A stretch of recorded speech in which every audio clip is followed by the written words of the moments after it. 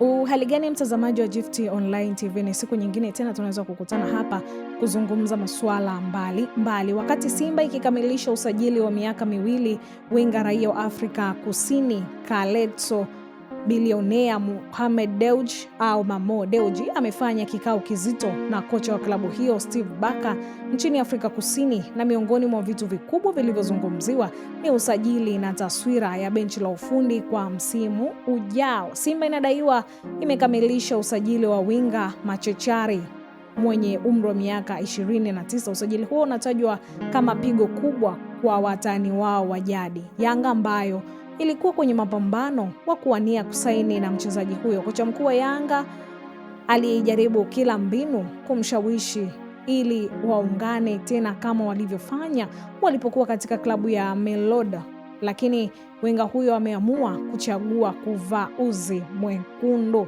Lakini Mekagla amekubali kuwa Msimbazi baada ya kuvutiwa na mipango ya Simba kwa msimu ujao.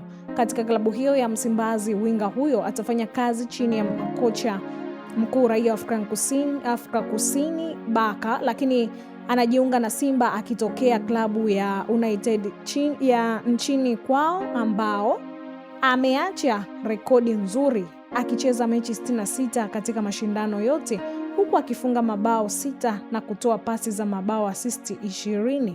Uhamisho huo umekamilika wakati hivi karibuni Mo Dewji alikuwa nchini Afrika Kusini, ambapo alifanya mkutano wa waandishi wa habari kuhusu maendeleo ya kampuni zake pamoja na uwekezaji wake kwenye kikosi hicho cha Msimbazi kupitia taasisi yake ya Mo Foundation. Huyo ni mmoja kati ya matajiri wenye mafanikio makubwa zaidi kwenye kikosi cha Simba tangu alipoanza uwekezaji wake miaka kadhaa iliyopita, huku timu hiyo ikifanikiwa kutoa makombe makubwa yakiwemo ya Ligi Kuu Bara na kwa msimu 4 mfululizo kufikia robo fainali ya michuano ya CAF zaidi ya mara 4 na kufikia fainali ya kombe la shirikisho Afrika kwa mara ya kwanza katika historia ya klabu hiyo. Hii ni Gift Online TV, endelea kusubscribe, kushare, kulike pamoja na kucomment. Asante.